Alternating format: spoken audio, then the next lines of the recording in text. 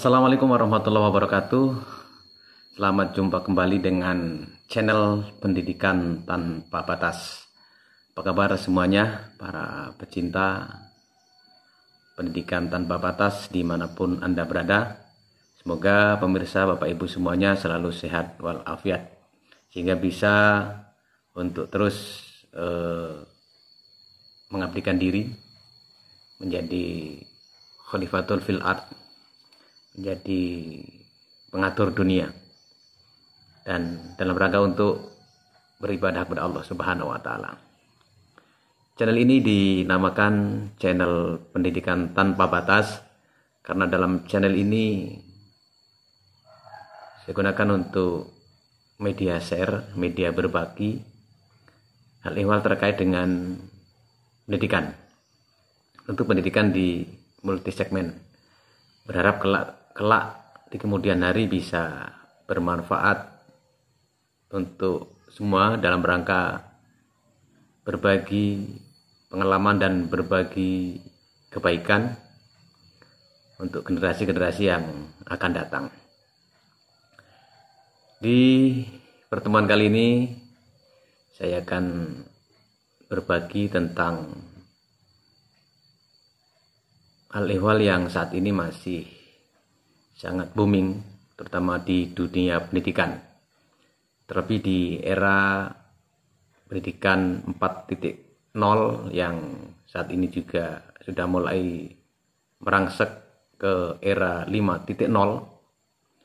Menjadi seorang guru terutama mempunyai tugas yang berat.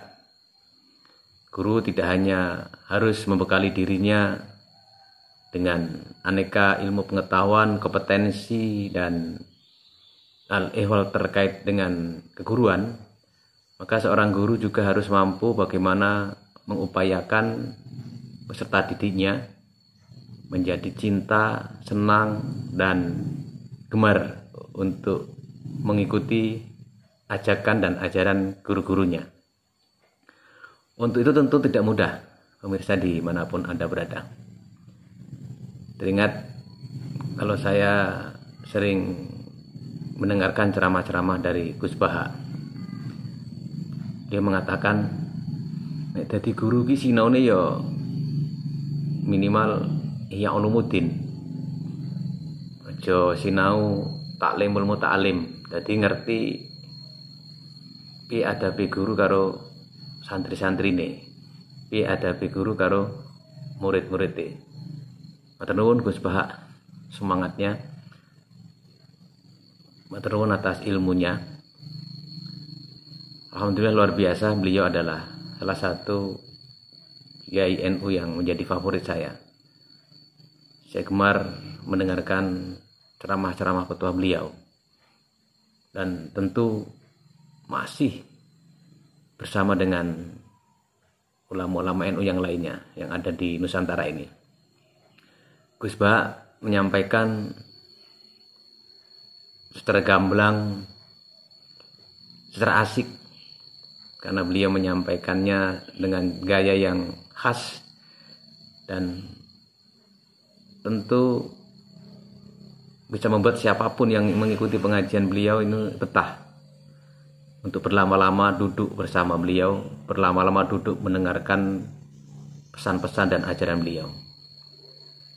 Khasnya, kesederhanaannya, keikhlasannya dalam menyampaikan ilmu yang menjadi tolak ukur utama, terutama bagi kita warga Nadiyin, bahwa jadi guru itu ya harus enjoy, harus bisa membuat siapapun yang mengikuti itu bisa merasa nyaman.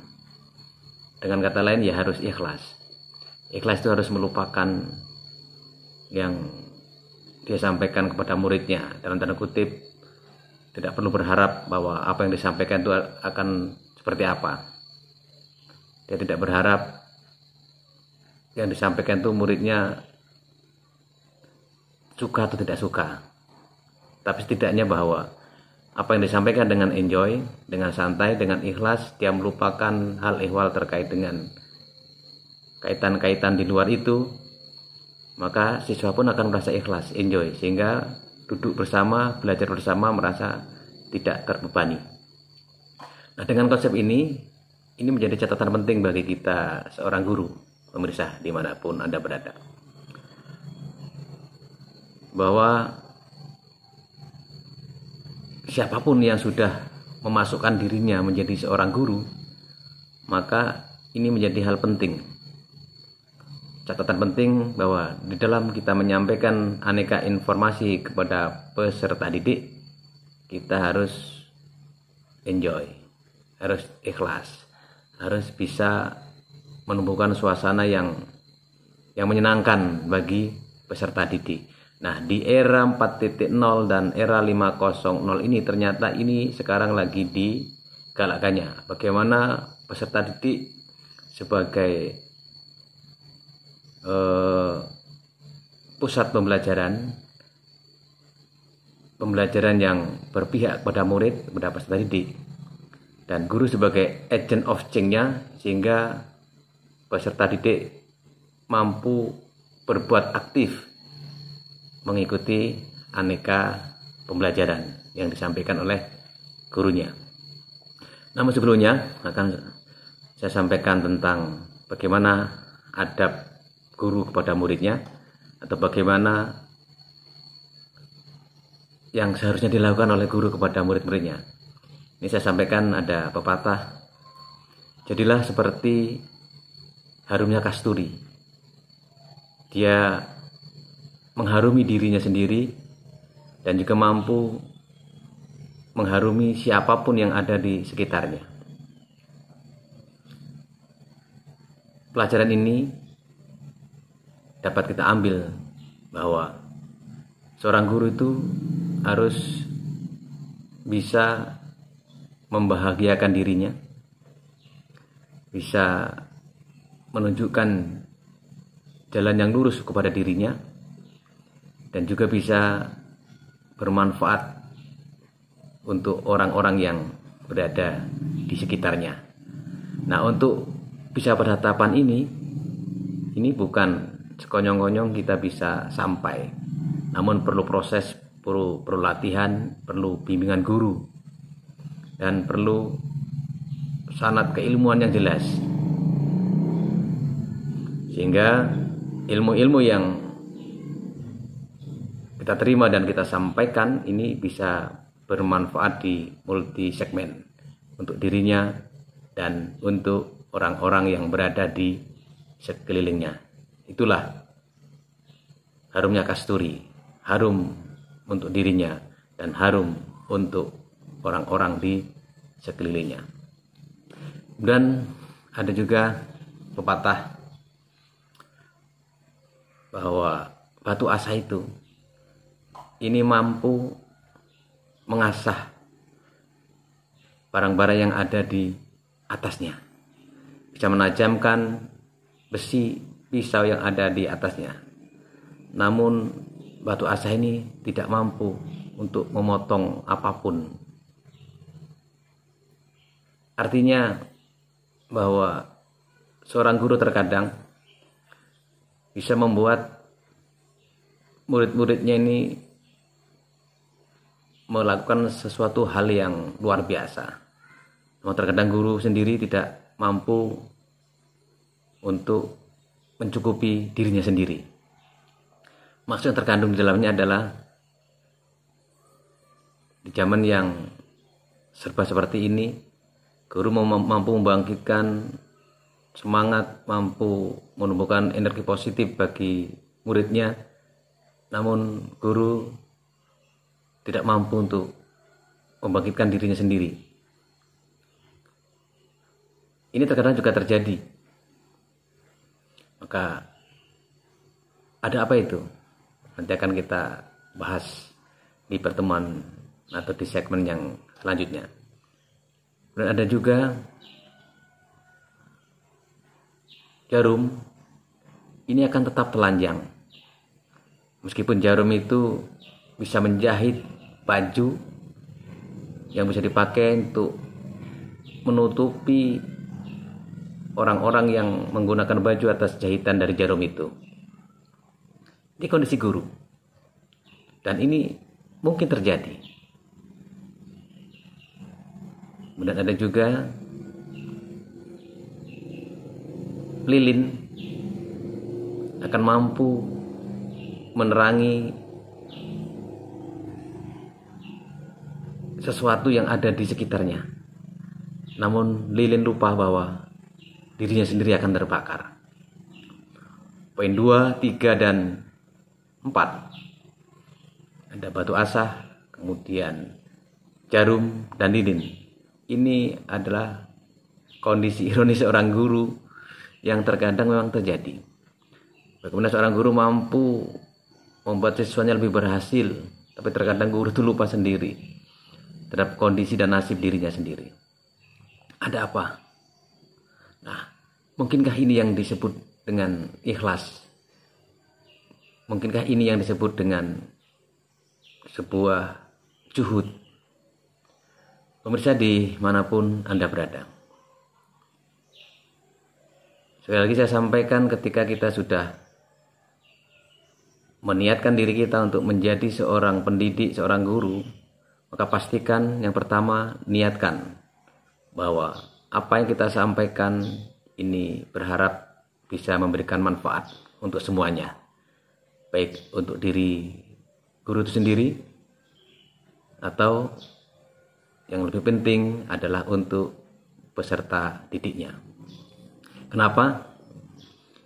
Kita semua berharap bahwa barangkali ibadah kita, sholat kita, puasa kita belum sesuai dengan harapan Allah Subhanahu wa Ta'ala. Tetapi ketika kita mendidik anak-anak didik kita dengan ikhlas,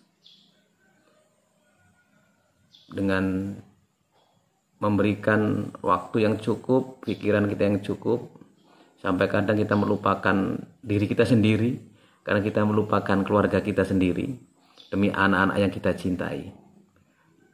Barangkali dengan keikhlasan yang kita lakukan kelak, ada di antara murid-murid kita yang bisa menarik tangan kita, menarik badan kita untuk dimasukkan oleh Allah ke dalam surga di kelak. Dengan catatan niat ikhlas untuk mendidik dan membimbing anak-anak bangsa. Oleh karena itu di channel ini, channel berbagi untuk berbagi kebaikan dan pengalaman, semoga bisa bermanfaat kelak. Pemirsa, seperti saya sampaikan tadi, di kitab Ihya Ulumuddin, kitab besar karya Imam Al-Ghazali, bahwa menjadi guru itu ini adalah bukan pekerjaan yang mudah. Jadi menjadi guru itu adalah bukan suatu pekerjaan yang mudah.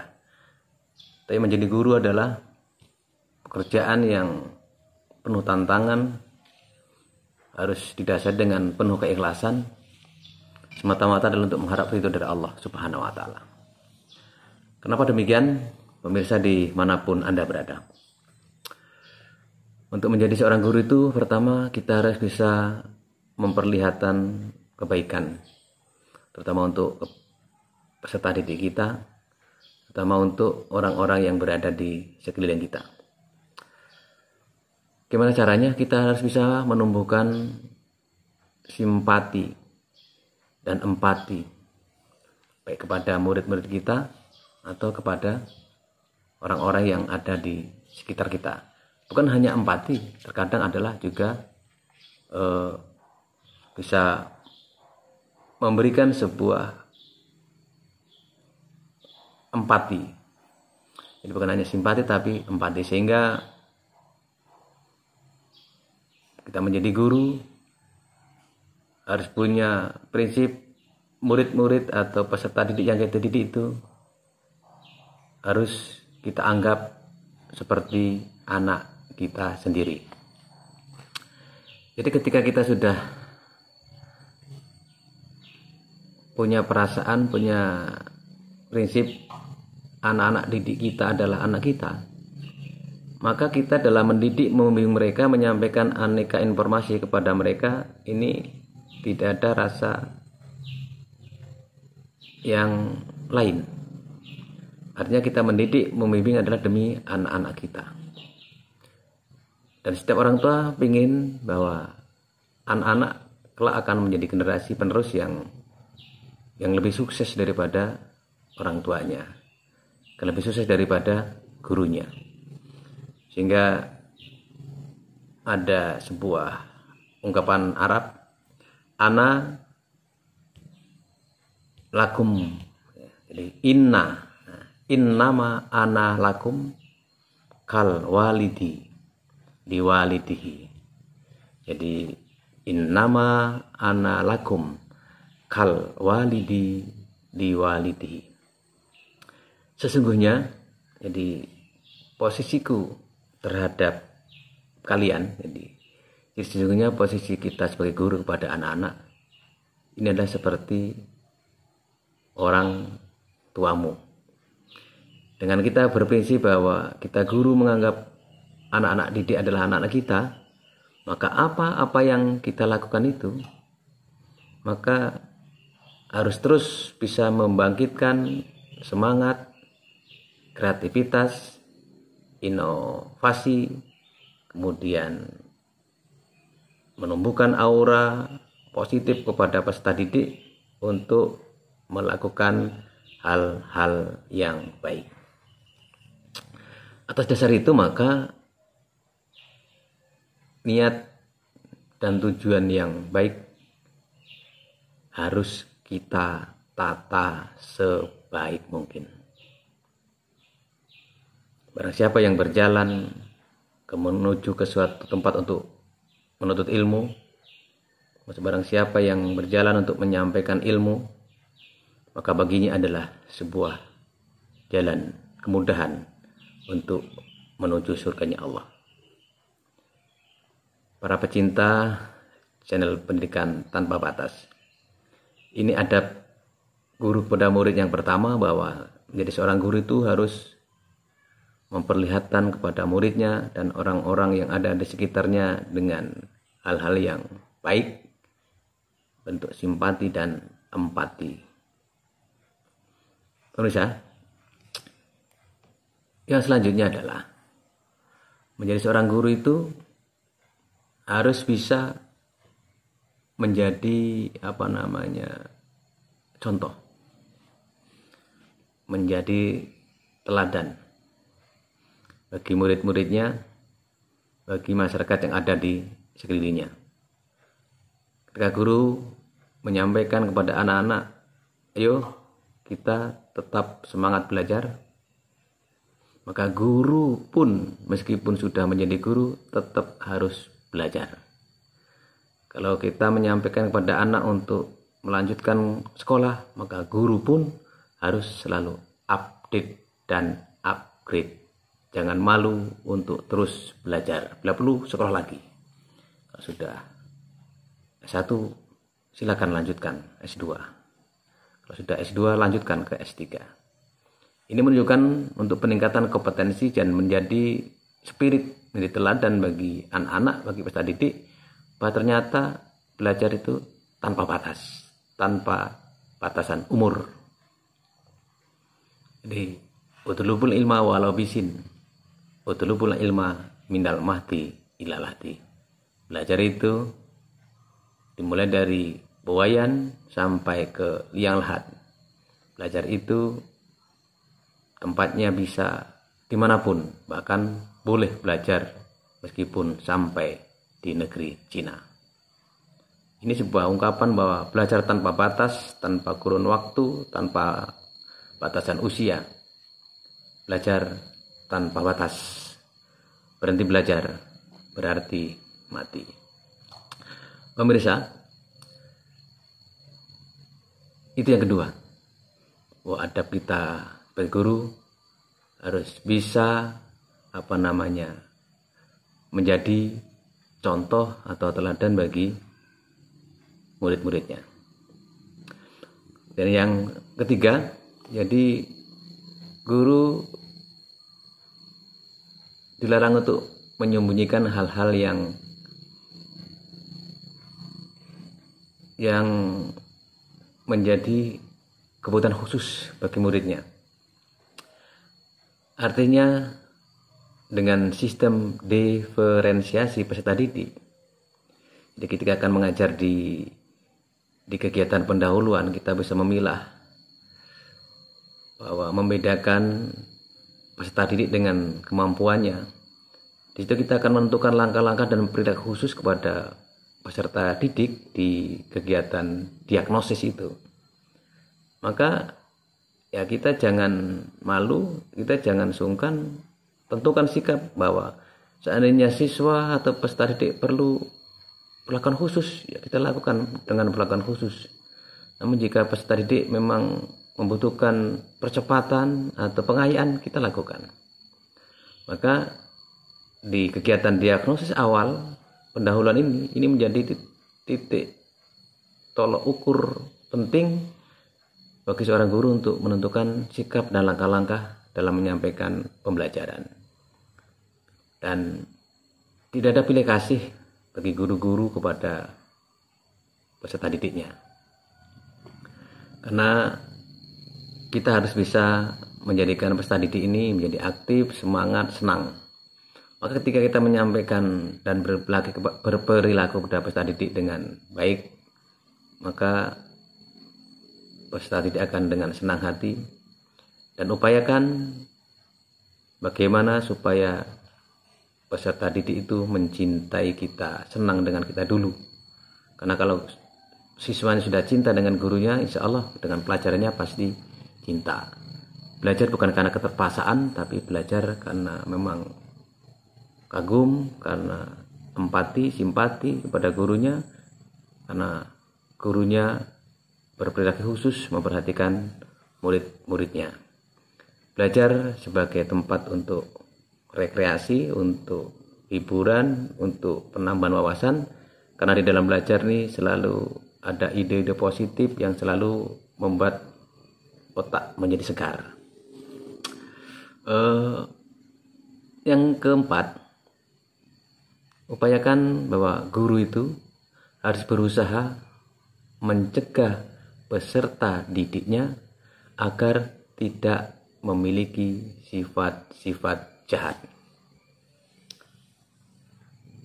Jadi guru harus bisa mencegah peserta didiknya agar tidak memiliki sifat-sifat jahat. Disinilah perlu pengawasan, dan perlu waktu yang cukup, perlu tenaga yang ekstra. Dengan sepenuh tenaga dan pikiran kepada siswa mengamati gerak-gerik dan perilaku siswa itu. Kalau ada problematika terjadi, maka segera selesaikan. Jangan ditunda-tunda. Pastikan bahwa apa yang dilakukan adalah semua ada risiko. Wa may ya'mal mithqala dzarratin khairan yarah wa may ya'mal mithqala dzarratin syarran yarah. Kalau kita berbuat kebaikan sedikit pun, seperti sekecil biji sarah, sekecil biji sawi, maka akan ada balasannya di sisi Allah. Ada konsekuensinya di dunia ini. Demikian juga kalau kita melakukan kejahatan, sekecil itu pun ada konsekuensinya. Bahwa guru harus mampu mencegah anak-anak untuk tidak melakukan kejahatan. Pemirsa dimanapun Anda berada, bahwa selain daripada itu, guru juga dilarang untuk merendahkan ilmu-ilmu yang lain. Artinya jangan menganggap enteng ilmu pengetahuan yang lain selain daripada ilmu yang dimiliki oleh guru itu. Karena ilmu Allah begitu luas. Maka kalau saya adalah jurusan pendidikan agama Islam, maka saya tidak boleh merendahkan ilmu-ilmu yang lain. Karena ketahuilah bahwa ilmu itu saling terkait, saling terhubung, dan semua ilmu harus kita dapatkan. Sekali lagi, guru dilarang merendahkan ilmu-ilmu yang lain. Lebih dari itu, bahwa seorang guru juga harus bisa menyampaikan ilmu pengetahuannya atau bisa memberikan perilaku khusus di dalam menyampaikan ilmu pengetahuannya kepada peserta didik yang mempunyai perilaku khusus. Seperti saya sampaikan tadi di kegiatan pendahuluan di diagnosis tadi, kita bisa mendiferensiasikan anak yang punya IQ lebih, punya kecepatan, ketepatan, dan keunggulan di bidang IQ yang setara kita kumpulkan. Kita buat perilaku yang setara dengan mereka, kelompokkan. Anak-anak yang sedang-sedang ilmu pengetahuannya kita kelompokkan. Anak-anak yang mempunyai kebatasan pemikiran, mohon maaf yang berpikirnya lambat, kita kelompokkan. Jadi dengan perlakuan yang itu, guru harus mampu memberikan perilaku khusus kepada murid-muridnya, bahwa apa yang dilakukan antara murid satu dengan murid yang lain berdasarkan diferensiasi itu diberikan sesuai dengan batas kemampuannya. Tidak ada paksaan. Kita berikan pemahaman agar para peserta didik dengan sadar bahwa ini belajar ini wajib. Misalnya sekarang ada pendidikan inklusi. Maka kalau dalam sekolah kita ada anak-anak yang agak terbatas kemampuannya, ya harus kita perlakukan yang sesuai dengan kemampuannya. Jangan disamakan antara siswa satu dengan siswa yang lain. Berikan ilmu pengetahuan itu kepada siswa sesuai dengan kemampuan peserta didiknya. Dan tentu sesuaikan dengan tingkat pemahaman siswa itu. Berikan ilmu pengetahuan sesuai dengan tingkat pemahaman itu. Dan yang terpenting adalah guru harus menjadi sosok yang digugu dan ditiru. Artinya guru ya harus melakukan terlebih dahulu sebelum menyampaikan kepada peserta didiknya. Ketika guru menyampaikan sholat tahajud, maka guru harus sudah sholat tahajud dulu. Ketika guru menyampaikan ini puasa, maka guru harus berpuasa dulu, dan seterusnya dan seterusnya. Jadi sekali lagi bahwa adab guru kepada muridnya di kitab Ihya Ulumuddin ini, yang pertama adalah guru harus bisa memperlihatkan kepada peserta didiknya ini dengan memperlihatkan hal-hal yang baik. Penampilan guru penting, kewibawaan guru penting, sehingga murid atau peserta didik melihat guru itu sudah wow. Karena guru bisa memperlihatkan kepada muridnya dengan perilaku yang baik. Dan yang kedua, guru harus menjadi teladan. Artinya guru harus mengikuti perilaku yang diajarkan oleh Rasulullah Muhammad SAW. Mengikuti perilaku-perilaku yang dimiliki oleh Rasulullah SAW dalam bidang untuk menyampaikan kebaikan. Dan guru jangan malu, jangan sungkan, dan tidak boleh menyembunyikan ilmu pengetahuan kepada siswa terkait untuk kebaikan kepada peserta didiknya.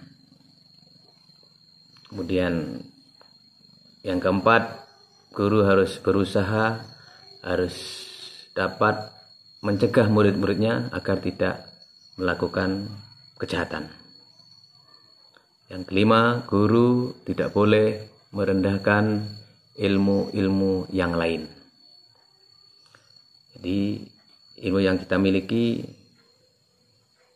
kita tidak boleh merendahkan ilmu-ilmu yang lain, meskipun bukan jurusan kita. Ilmu itu adalah saling terkait, saling terhubung. Meskipun kita berbeda dalam memiliki jurusan-jurusan ilmu pengetahuan itu.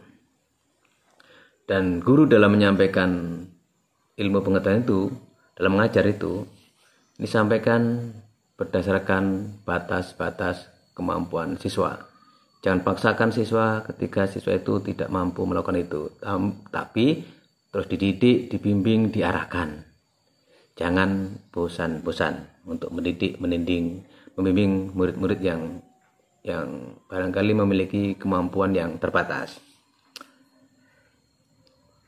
Sampaikan dalam mengajar itu, guru harus mampu memahami tingkat kemampuan dan pemahaman siswa. Dan yang 8, guru harus bisa melakukan terlebih dahulu sebelum disampaikan kepada peserta didik. Pemirsa, Bapak Ibu dimanapun Anda berada, para pecinta channel Pendidikan Tanpa Batas, inilah akhlak guru kepada murid-muridnya